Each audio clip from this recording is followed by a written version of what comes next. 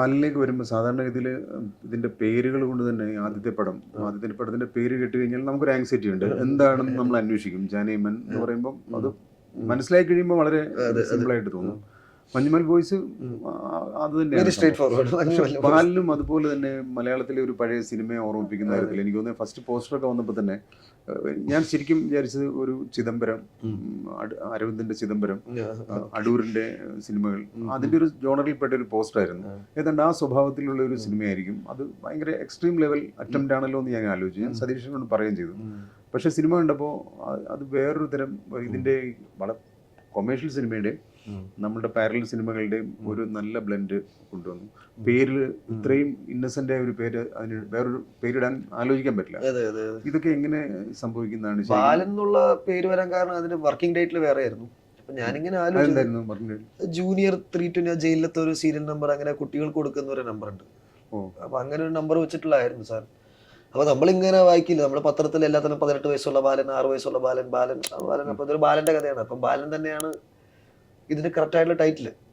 പിന്നെ ബാലൻ എന്ന് പറഞ്ഞൊരു ഐഡന്റിറ്റി ഇല്ലല്ലോ ബാലന്, ഒരു അറിയാത്തൊരു. അപ്പൊ ബാലൻ തന്നെയാണ്, കാരണം പേരല്ല, അവന് പേരില്ല, അവന് സിനിമയിൽ ഉടനീളം പേരില്ല. എന്താണ് അവന്റെ ഐഡന്റിറ്റി? അവന് തന്നെ സ്കൂളിൽ വെച്ചാൽ ചോദിക്കാം എന്താ വീട് എവിടെ, അച്ഛന്റെ പേരെന്താന്നൊക്കെ ചോദിക്കുമ്പോൾ അവൻ തന്നെ ബ്ലാങ്ക്. പോസ്റ്റ് വന്ന ദിവസം ഈസ്റ്റ് ഫോർട്ട് വെച്ച് എനിക്ക് രസകരമായ ഒരു അനുഭവം ഉണ്ടായി. ഞാൻ എന്റെ ഓഫീസിൽ നിന്ന് പുറത്തേക്ക് ഇറങ്ങി വരുമ്പോൾ രണ്ട് ചെറുപ്പക്കാർ, ഒരു 10, 30, 40 വയസ്സൊക്കെയുള്ള രണ്ടുപേരോട്ട് നീ പോസ്റ്റർ നോക്കിയിട്ട് പറയുന്നു ബാലേന്ദ്രൻ ചുള്ളിക്കാടിനെ കുറിച്ചുള്ള സിനിമയാണെന്ന്. കാരണം അതിന്റെ പോസ്റ്ററൊക്കെ കണ്ടപ്പോൾ ഞാനതിപ്പോഴി പോകുമ്പോൾ ഞാൻ ചിദംബരത്തിന്റെ പേര് കണ്ട് ഈ പോസ്റ്റർ ഇങ്ങനെ നോക്കി. ഞാനും പോസ്റ്റർ ആദ്യം കണ്ടിങ്ങനെ നോക്കി നിൽക്കുക. അപ്പൊ രണ്ടുപേരും സംസാരിച്ചിട്ട് പോകുന്നു ബാലേന്ദ്രൻ ചുള്ളിക്കാടിനെ കുറിച്ചുള്ള സിനിമയാണെന്ന് തോന്നുന്നു. കാരണം അതിന്റെ പോസ്റ്റർ കണ്ടു കഴിഞ്ഞാൽ പോക്കുവയിലേക്ക് ഓർമ്മ വരുന്ന തരത്തിലുള്ള ഒരു സംഭവമാണ്. അല്ല, ഈ പോക്കുവയിലൊക്കെ തന്നെയാണ് എന്റെ വിഷ്വൽ റെഫറൻസ്. ഷാജിയൻ കരുണിന്റെ സിനിമാറ്റോഗ്രഫി അതിൽ നമ്മൾ ഭയങ്കരമായിട്ട് പറഞ്ഞവര് കറക്റ്റാണ്. പോക്കുവയിലൊക്കെ ഫ്രീസ് ഫ്രെയിംസ് എടുക്കാറില്ല. അന്ന് എനിക്ക് പഴയ കേരളമൊക്കെ കാണാൻ അതിൽ ഷാജിയൻ കരുൺ സാറിന്റെ വർക്ക് ഭയങ്കര രസമാണ്. ഞാനിത് പിന്നെ നമ്മുടെ സുഹൃത്തുക്കളോടൊക്കെ പറയുകയും ചെയ്തു. അവര് നോക്കുമ്പോ ഇത് പോക്കുവയിൽ കണ്ട ആൾക്കാരായിരിക്കും. അപ്പൊ അവര് കണക്ട് ചെയ്തു പെട്ടെന്ന്. ആ സിനിമയുടെ ഒരു സ്വീകാര്യത ആദ്യം ഈ പറഞ്ഞില്ലേ, ഒരു പാരലൽ സിനിമയുടെ സ്വഭാവത്തിൽപ്പെട്ട ഇപ്പൊ ഷാജിയൻ കരുണിന്റെയോ അരവിന്ദന്റെയോ അടൂരിന്റെയോ ഒക്കെ സിനിമയുടെ സ്വഭാവത്തിലുള്ള ഒരു പോസ്റ്റർ. പക്ഷെ തിയേറ്ററിൽ വന്നു കഴിഞ്ഞിട്ട് ഒരു 2 ദിവസം കൊണ്ടാണെന്ന് തോന്നുന്നു, 2-3-ാമത്തെ ദിവസമൊക്കെ എന്നോട് എൻ്റെ സുഹൃത്തുക്കൾ ദിലീപും എൻ്റെ മറ്റു പല ഫ്രണ്ട്സും വിളിച്ചിട്ട് സിനിമ കണ്ടോന്ന് ചോദിച്ചു. അപ്പൊ ഞാൻ കണ്ടിട്ടില്ല. അപ്പം പെട്ടെന്ന് കാണുമെന്ന് പറഞ്ഞാൽ അവരുടെയും സംശയം ഇത് തിയേറ്ററിൽ എങ്ങനെ റിസപ്ഷൻ ഉണ്ടാകുന്നു. പക്ഷെ ഒരാഴ്ച കൊണ്ട് അത് വേറൊരു രീതിയിലേക്ക് മാറിയില്ല.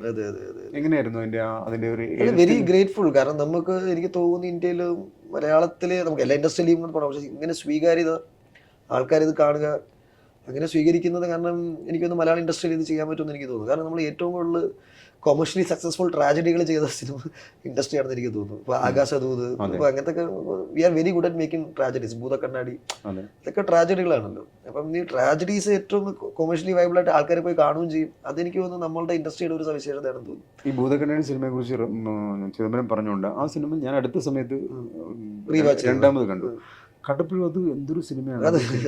എനിക്ക് തോന്നുന്നത് നമ്മൾ ഭയങ്കരമായിട്ട് അത് ഡിസ്റ്റർബ് ചെയ്യുന്ന ഒരു സിനിമയാണ്. പ്രത്യേകിച്ച് ഇപ്പോഴും അത് ഭയങ്കര എല്ലാ കാലത്തും റെലവെന്റ് ആയിട്ടുള്ള ഒരു സിനിമ. അന്നൊരു പത്രവാർത്തയിൽ നിന്നാണെന്ന് പറയാം സാർ. ഈ ബാലന്റെ ഇങ്ങനൊരു കൺസെപ്റ്റ്, ഈ രീതിയിലൊരു സിനിമ വേണമെന്ന് തീരുമാനിക്കുന്ന സന്ദർഭം എങ്ങനെയാണ്? അല്ല, ഞാനിപ്പം ഞാൻ മഞ്ഞുമല കഴിഞ്ഞ അടുത്ത് എന്താ ചെയ്യാന്നൊക്കെ പറഞ്ഞ അതിന്റെ ഒരു അനിശ്ചിതാവസ്ഥയിൽ ഇരിക്കുന്ന സമയത്താണ് എൻ്റെ 2-3 കഥകളും ഞാൻ എല്ലാം വലിയ സിനിമകളാണ്, പക്ഷെ അതിനെല്ലാം അതിൻ്റെതായ സമയം എടുക്കും. അപ്പം അങ്ങനെയുള്ള സമയത്താണ് ജിത്തുവിൻ്റെ ഇങ്ങനെ ഒരു കഥയുണ്ടെന്ന് പറഞ്ഞ് ഞാൻ ജിത്തു മാധവൻ്റെ അടുത്ത് പോകുന്നു. അപ്പോൾ കഥ കേട്ടപ്പോൾ തന്നെ എനിക്ക് അമ്മയും മകനും ജയിലിൽ നിന്ന് ഇറങ്ങുന്നു. അത് തന്നെ ഒരു ഭയങ്കര റൊമാൻറ്റിക് ആയിട്ടുള്ള ഒരു സെറ്റിംഗ് ആയിട്ട് എനിക്ക് തോന്നി. അവിടെ നിന്ന് വരെ യാത്ര തുടങ്ങണം, അതിൻ്റെ പിറകോട്ടില്ല, അവിടെ നിന്ന് ഫ്രണ്ടിലേക്കേ ഉള്ളൂ. അപ്പം അത് തന്നെ എനിക്കൊരു ഭയങ്കര ഒരു സെറ്റിംഗ് ആയിട്ട് തോന്നി. പിന്നെ ലാസ്റ്റത്തെ ഒരു ഐഡന്റിറ്റി സ്വിച്ചും ഭയങ്കര ഒരു നല്ല സാധനമാണെന്ന് തോന്നി. പിന്നെ അപ്പോൾ അത് തന്നെയാണ് എനിക്ക് സിനിമയിലേക്ക് വരാനുള്ള. പിന്നെ നമ്മൾ ദിവസം പത്രത്തിൽ വായിക്കുന്നതാണ് ഈ സ്ത്രീകൾ ആർമാരട്ടം ചെയ്യുന്നത്. മറ്റേ ഞാൻ ഇതിന്റെ റിസർച്ചിന്റെ ഭാഗമായിട്ട് പോകുമ്പോൾ ഇങ്ങനത്തെ ഒരു അമ്മയും മക്കളും ഉണ്ട് ഇഷ്ടം പോലെ. വാറ്റുരുത്തിയിലുണ്ട്. അപ്പൊ ഇതേപോലെ അവർക്ക് ബോണ്ടില്ല. ആ അമ്മയ്ക്ക് ആ മകനെ വേണ്ട. കാരണം ഒരു എന്താണ് അവർക്ക് തന്നെ വേണ്ടാതുണ്ടായ ഒരു കുട്ടിയാണത്. അപ്പം ആ കുട്ടിയെ അവർ ഡിസോൺ ചെയ്തിരിക്കുക. ആ കുട്ടി അവനൊരു ഭാവിയിൽ അവനൊരു ക്രിമിനലായി മാറാം. പക്ഷെ അങ്ങനെ ഇഷ്ടംപോലെ എക്സാമ്പിൾസ് ഉണ്ട്. നമുക്ക് ദിവസം രാവിലെ പത്രം വായിച്ചാൽ ഇഷ്ടംപോലെ കഥ കിട്ടുന്നത്.